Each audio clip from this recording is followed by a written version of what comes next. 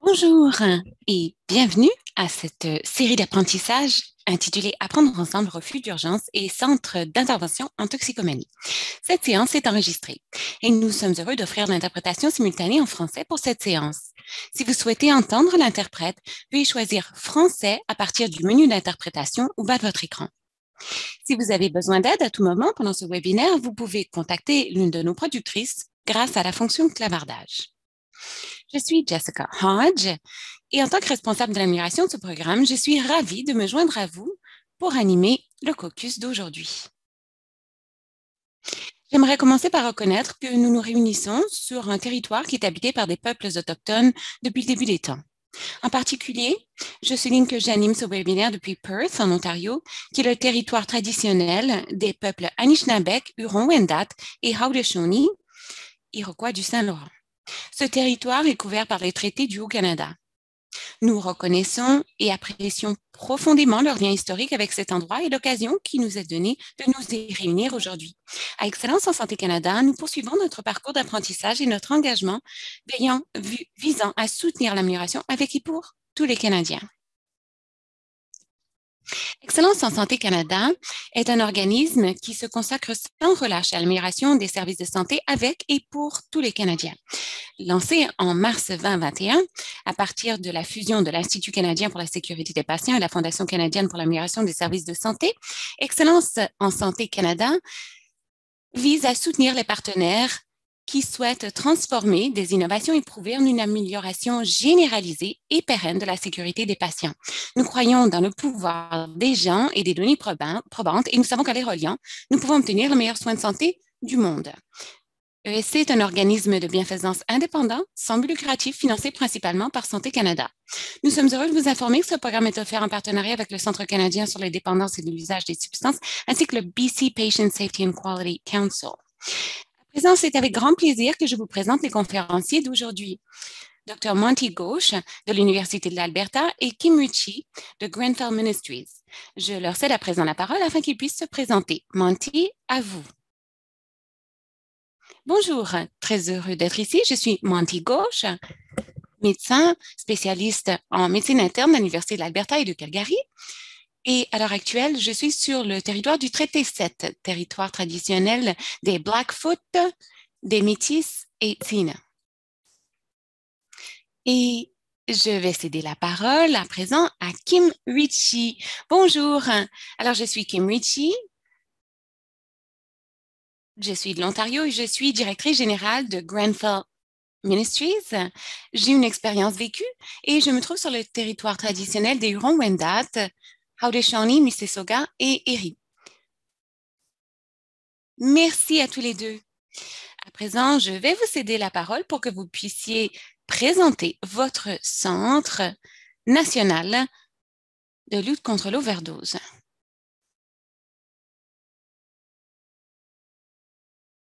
Je vais demander qu'on avance les diapositives pour vous. Bonjour. Alors, nous allons vous présenter ce service national de réaction aux overdoses. C'est au cœur de nos activités depuis déjà longtemps, n'est-ce pas, Kim? 1 an et demi au moins. Oui, 1 an et demi. Nous avons lancé le programme le 15 décembre, il y a 1 an et demi. Alors, nous voulons de nouveau rappeler que nous sommes sur le territoire non cédé d'un grand nombre de Premières Nations, de Métis et d'Inuits, ainsi que de peuples autochtones de tous ordres, ici sur l'île de la Tortue. Alors, un peu de contexte, 60% des overdoses qui se produisent au Canada se produisent dans le domicile de la personne qui consomme seule. Ça varie d'une instance à l'autre. Par exemple, dans le dernier rapport trimestriel en Alberta, à Calgary, c'était 50% et Edmonton, 70%. Parfois, ça atteint 90%. Alors, voici quelques données en provenance de l'Alberta. Comme vous le voyez, les communautés rurales et suburbaines sont les plus durement touchées par la crise des opioïdes. Les sites supervisés sont essentiels pour réduire les méfaits, mais ils ne sont efficaces que dans un rayon de 500 mètres, jusqu'à 1000 mètres au total. Au-delà de ça, on n'arrive pas à atteindre la population. Donc, il faut se poser la question, comment peut-on atteindre les 80-90% des usagers qui sont en dehors de ces centres et en dehors de ce périmètre? Alors, les surdoses, les overdoses peuvent être renversées et nous savons qu'on peut réduire la mortalité, mais comme je disais, il y a des restrictions géographiques à leur rayon d'action. C'est pourquoi nous avons créé ce réseau, ce service North. Alors, notre solution, je vais vous en parler. Je vais vous expliquer rapidement. Tout comme les sites d'injection sécuritaire qui ont commencé par des personnes qui avaient une expérience vécue, eh bien, nous avons voulu faire la même chose. Nous avons voulu offrir un soutien par les pairs. Nous l'avons répliqué grâce à North. Alors, on leur demande qu'est-ce qu'on peut faire. Et à Grenfell Ministries, on a commencé par la ligne en Ontario, puis on a rencontré les gens qui font une application virtuelle qui nous permettrait d'élargir notre rayon d'action, parce qu'on sait que ce n'est pas tout le monde qui a accès à l'Internet, donc il y a aussi une possibilité de nous joindre de manière téléphonique. Alors, on veut renforcer les soutiens et les offrir dans le moyen le plus commode. Alors, c'est pourquoi on s'est réunis, on s'est dit, qu'est-ce qu'on peut faire? On s'est dit, on va avoir un service national. Alors, nous voici, ça fait quelques mois qu'on est en place et nous avons reçu plus de 2000 appels, 18 overdoses ont été renversées et nous avons une gestion de cas, c'est-à-dire des aiguillages vers d'autres ressources et 71 bénévoles ainsi qu'un effectif de 15 membres du personnel. Alors, nous voici, c'est notre solution et jusqu'à présent, ça fonctionne. Les gens tissent des liens, ils sont toujours en vie, on les ressuscite au besoin, on renverse les overdoses et on crée une communauté pan-canadienne. Pour enchérir sur ce que disait Kim, j'ai oublié de parler de l'Alberta. Oui, nous aussi, nous essayons depuis 2017 de mettre en place ce programme comme ligne téléphonique d'abord. C'est une idée qui provient d'un patient à moi qui était à Grande Prairie, qui consommait seul. Et je lui ai demandé s'il avait un kit de naloxone. Il m'a dit que maintenant, il se sert de FaceTime pour consommer avec un ami. Alors, je lui ai posé la question, il m'a dit, bon, on a l'adresse l'un de l'autre, alors on peut demander de l'aide au besoin. Et je me suis dit, bon, c'est un bon concept. Alors, comment ça marche? Eh bien, c'est un numéro sans frais. On appelle le numéro et un téléphoniste répond. Le téléphoniste prend l'appel, vous pose quelles sont des questions comme quelles sont les deux premières initiales de votre prénom, de votre nom de famille, votre date de naissance, l'adresse exacte qui n'est pas conservée. Et donc, on reste au téléphone avec vous tandis que vous consommez. Et si à tout moment, vous arrêtez de répondre, nous allons envoyer des services d'urgence. Alors, c'est l'essentiel de cette ligne.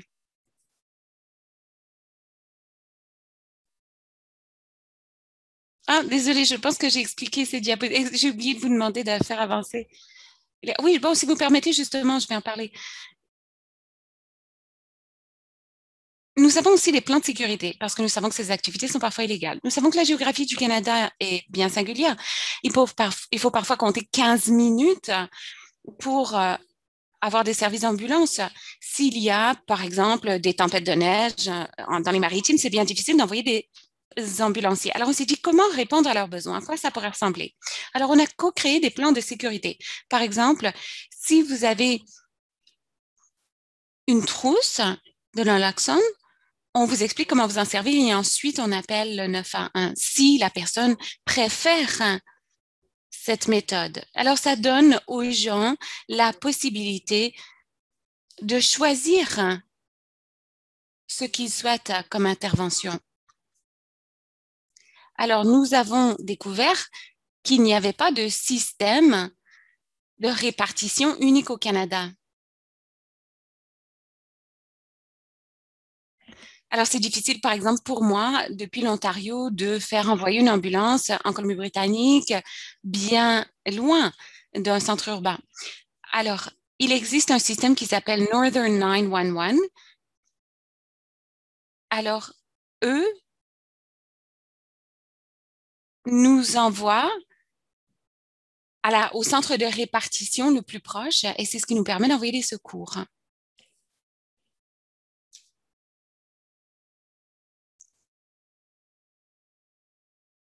Alors, ce qu'on dit à nos clients, eh bien, on parle aux services d'urgence.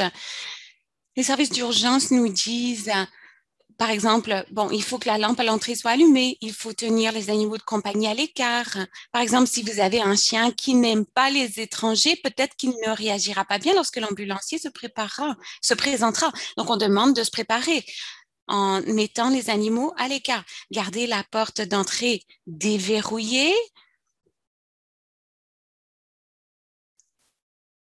Bon, c'est vraiment important aussi de cacher les drogues et les accessoires. Pourquoi? Parce que la loi du bon samaritain est vraie, mais les services de police, les services de l'ordre sont les services de l'ordre. Alors, on vous encourage à cacher les drogues et l'accessoire pour y avoir accès après leur congé hospitalier. C'est très important pour nous. Alors, nous avons eu des cas où on n'a pas eu la bonne adresse parce que quelqu'un ne connaissait pas l'adresse. Et donc, il a fallu se trouver de nouvelles méthodes pour essayer de trouver cette personne, comme retracer son numéro de téléphone. Ça a marché jusqu'à présent, alors c'est formidable.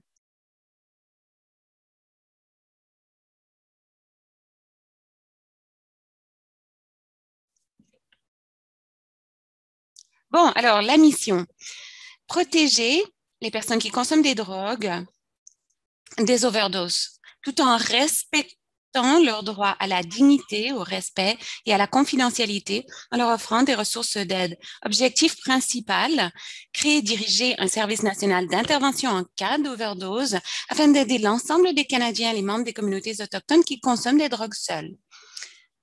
Parmi les rôles du service, venir en aide aux personnes qui consomment des drogues seules afin d'atténuer le risque de décès par overdose. Fournir un espace sécuritaire et sans préjugés pour les personnes qui consomment des drogues.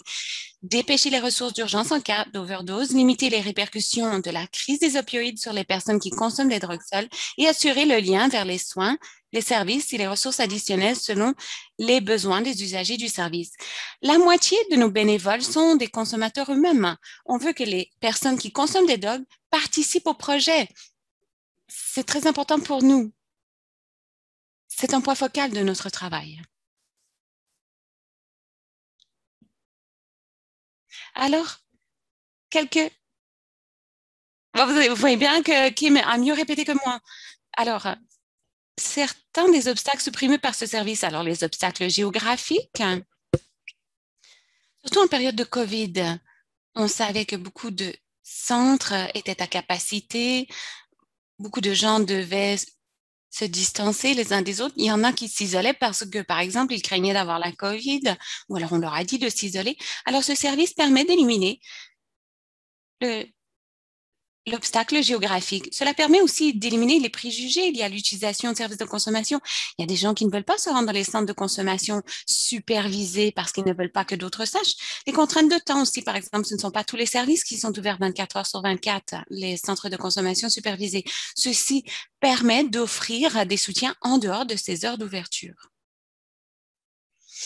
Quelques-unes des populations cibles, les personnes qui consomment des drogues seules, évidemment francophones et anglophones. Et nous faisons des aménagements. Nous avons une ligne en langue française. Nous avons des résidents des collectivités urbaines, suburbaines et rurales, l'école bleue, des communautés autochtones. Comme prestataire de service moi-même, je vous dirais que c'est souvent difficile pour moi de dire à des gens qu'ils doivent se rendre dans un centre de consommation supervisé qui est à des kilomètres et des kilomètres de même de leur lieu, de leur domicile. Alors, c'est un service qui leur permet de trouver un soutien plus près de chez eux. Et ça permet aussi d'encourager les proches à entourer leurs proches qui consomment des drogues. Oui, je vais parler de la ligne en français. Nous avons 3 pairs qui sont bilingues et qui peuvent offrir le service en français. C'est formidable. Nous avons une appli qui nous permet d'offrir un service en anglais et en français. Notre avenir, c'est également d'élargir à d'autres langues, dont les langues autochtones. Alors, nous offrons les services dans les 10 provinces et les 3 territoires canadiens. Alors, où que vous soyez au Canada, vous pouvez avoir accès aux services. Alors, certaines des études qui ont été réalisées comprennent une étude qui a été faite par Jean Buxton, une collègue à moi de Vancouver, vous l'avez peut-être rencontrée. Elle a fait une étude où elle a constaté auprès de 30 personnes qui consommaient des drogues que 68% d'entre eux se servaient de leur téléphone cellulaire ou d'une ligne filaire et qui seraient prêts à faire un appel à un service à distance lorsqu'ils consomment. 43% préfèrent consommer seul et 80% déclaraient avoir consommé seul dans les 7 derniers jours. 20% affirmaient se sentir plus en sécurité lorsqu'ils consommaient seuls plutôt qu'avec d'autres. Et 53 ont nommé la commodité comme raison importante pourquoi ils consommaient seuls. Et depuis le lancement du service, qui m'en a parlé, nous avons répondu, je pense, c'est 2000 appels et nous avons prévenu 20 surdoses. Et nous avons dépêché des ambulances pour des cas de réanimation. Et nous n'avons eu aucun décès jusqu'à présent. Ils ont tous rappelé. C'est comme ça qu'on sait. C'est une idée. Et ce qu'on a appris, c'est qu'elle fonctionne, ce qui est formidable. Kim, à vous. Alors, notre organisme adopte un cadre tenant compte des traumatismes. Nos téléphonistes connaissent bien les premiers soins en santé mentale et les soins tenant compte des traumatismes. Et nous offrons aussi à nos téléphonistes des méthodes de pleine conscience.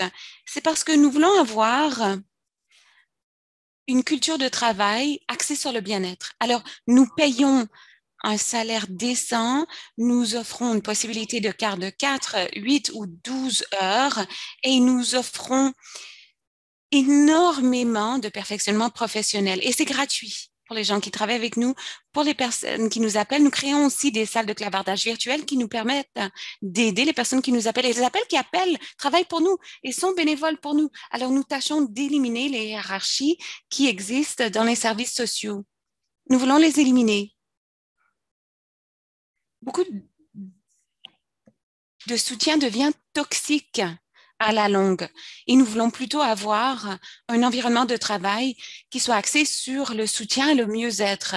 Alors, nos employés consomment des substances et cela ne les empêche pas d'être employés. Donc, ils peuvent continuer de consommer tout en étant hébergés décemment. C'est formidable de le voir. Et la salle du personnel virtuel qu'on a créée est formidable. Nous sommes partout au Canada et dans cette salle virtuelle, on a pu créer des liens, nouer des amitiés. C'est un soutien formidable.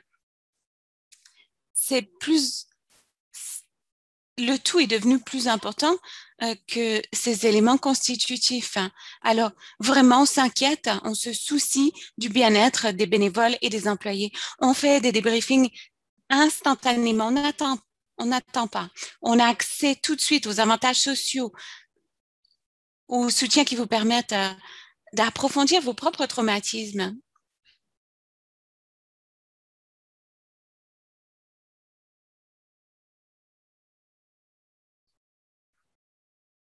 Alors, les éléments importants du programme. Alors, nous travaillons avec les services de répartition 911 pour dépêcher des secours partout au Canada. Nous avons une protection de responsabilité. Nous avons une protection contre l'exécution de la loi du bon samaritain. Mais surtout, comme Kim le disait, nous sommes dirigés par des pairs et nous travaillons entre pairs. C'est essentiel et c'est ce qui nous distingue des autres programmes. Du point de vue de l'évaluation, nous évaluons surtout l'amélioration de la qualité. Nous voulons examiner l'impact sur les prestataires et les familles. Nous voulons aussi améliorer les taux de mortalité chez les consommateurs et nous voulons que ce soit une intervention financièrement saine et que cela coûte la même chose que les autres services d'intervention en toxicomanie. Et nous voulons que ce soit un autre outil dans la trousse des prestataires qui cherchent à aider leurs patients. Nous recueillons des renseignements vraiment très généraux sur l'usager, on en a parlé. Et comment on veut que vous serviez du service? Eh bien, on veut que fournissiez ce numéro, tout comme les trousses de naloxone. Et expliquez-leur comment se servir de ce service et ne les découragez pas à consommer. Où remettons ce numéro? Eh bien, dans les centres, les refuges et dans tout ce que vous voyez à l'écran. Qui peut donner ce numéro? Eh bien, famille, amis, médecins, intervenants, pharmaciens, policiers, services correctionnels, infirmiers, conseillers, travailleurs sociaux, ambulanciers, quiconque. Il y a quelques limites au service. D'abord, les personnes sont peut-être somnolentes. Ils ne sont pas forcément surdose. Et dans ce cas-là, il faut quand même dépêcher des services médicaux. Dans certaines provinces, la police peut répondre à l'appel. Alors, il faut signaler à l'appelant que, effectivement, ça pourrait être les services policiers. Cela dit, cela peut créer un problème en cas de mandat d'arrêt ou s'il y a des enfants, et la police peut confisquer le matériel si elle se rend sur les lieux. Certaines personnes peuvent quand même faire une overdose. Nous ne sommes pas à toute épreuve. Parfois, on ne réagit pas assez vite. On sait que ça pourrait se produire. Ce qu'on fait bien, on offre du soutien aux bénévoles et au personnel, on établit des liens avec la communauté, on fait une formation continue sur la toxicomanie, on a une proximité avec la communauté, une vue d'ensemble de chaque personne et du perfectionnement professionnel. Je vois que le temps file, alors je pense qu'on va devoir sauter certaines de ces diapositives. Nous avons un cadre d'évaluation en place. On ne va pas entrer dans le détail. Et nous cherchons des bénévoles. Si vous connaissez quelqu'un qui a envie d'offrir son soutien, veuillez leur dire d'aller sur www.north.ca.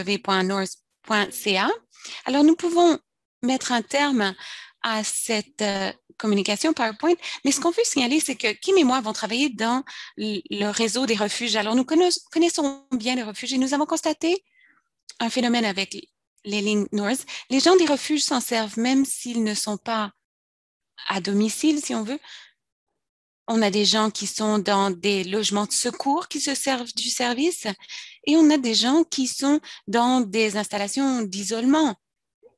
J'ai aidé l'Alberta à créer des sites d'isolement dans la province. Il y a beaucoup de personnes qui ont eu accès à la ligne téléphonique à partir de ces centres d'isolement. Donc, on a demandé au personnel sur le site de les aider à les réanimer en cas de problème. Et on aimerait aussi avoir votre opinion. À votre avis, comment cela pourrait-il être déployé auprès de la population des refuges, c'est-à-dire les personnes qui se servent des refuges ou qui ont un logement instable? Alors sur ça, je serais heureux d'entendre vos questions. Merci Monty et Kim pour votre communication. Nous avons quelques minutes. Nous allons voir si nous avons reçu des questions. Alors, si vous le voulez bien, laissez vos coordonnées pour que nos participants puissent vous poser des questions ultérieurement ou peut-être vous donner une rétroaction pour vous expliquer comment ça pourrait fonctionner dans un refuge ou un centre d'intervention. Alors, nous allons attendre pour voir si on a reçu des questions. J'ai reçu une question un peu plus tôt. Pouvez-vous nous dire quelques mots sur les plans de sécurité que vous avez évoqués? Et est-ce que les plans de sécurité restent sur le dossier d'une personne, d'un appel à l'autre, ou est-ce que vous avez un plan de sécurité chaque fois? On doit le créer chaque fois. Parce que voici, de nouveau, les gens que nous servons, ça donne à des activités illégales. Donc, on ne peut pas conserver de l'information. On ne garde pas d'adresse ni de numéro de téléphone. Au cas où on faisait l'objet d'une perquisition, parce qu'on travaille avec des gens qui sont dans cette culture de la consommation. Alors, chaque fois, il faut créer un nouveau plan. Mais cela dit, nous travaillons avec des gens qui ne peuvent plus appeler d'autres lignes parce qu'on sert tout le monde. Alors, pour les personnes qui ont des besoins très complexes, on crée souvent des protocoles pour les appelants pour que le personnel et les bénévoles puissent s'y retrouver. Et ces protocoles sont co-créés avec l'appelant. Ce n'est pas quelque chose que l'on met en œuvre derrière leur dos, c'est quelque chose qu'on fait avec eux pour essayer de mieux répondre à leurs besoins. Parce qu'il y a des gens qui vont nous appeler 20 fois par jour pour nous parler de leur journée. Ah, je me suis rendue au service de libération conditionnelle et nous aimons bien ces liens, mais en même temps, il faut savoir qu'on a d'autres gens à servir. Merci. Alors, je ne vois plus d'appel, mais merci infiniment d'avoir saisi vos coordonnées pour qu'on puisse communiquer avec vous. Alors, après ce caucus, si jamais il y a des questions, n'hésitez pas. Vous pouvez écrire au docteur Gauche ou à Madame Ritchie. Et nous allons aussi inclure cette information dans le bulletin qu'on envoie une fois par mois. Merci infiniment, Kim et Monty, pour votre communication. Alors, nous allons à présent afficher un sondage. Alors, veuillez le remplir. La première question. J'en sais plus sur le service national d'intervention en cas de surdose ou d'overdose qu'avant d'assister au caucus, de tout à fait d'accord, d'accord, neutre, pas d'accord, à fortement en désaccord. Dans l'ensemble, je suis satisfait ou satisfaite de ma participation au caucus, tout à fait d'accord, d'accord, neutre, pas d'accord ou fortement en désaccord. Et enfin, je pourrais appliquer ce que j'ai appris au cours de ce caucus dans le contexte de mon travail. Tout à fait d'accord jusqu'à fortement en désaccord.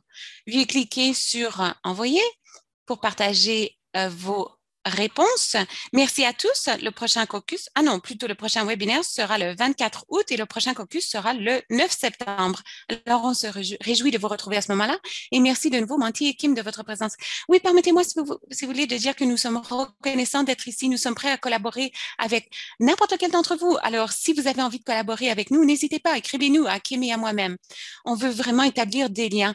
Plus nous sommes interreliés entre nous et avec nos collectivités, mieux on pourra servir nos patients et clients. Enfin, je dis patients parce que vous êtes tout bib. Voilà, c'est une question de jargon médical. Mais ce sont nos clients. Alors, on cherche à apprendre davantage les uns des autres. Oui, venez nous rencontrer. Formidable. Merci. Passez une excellente fin de journée. Merci à vous.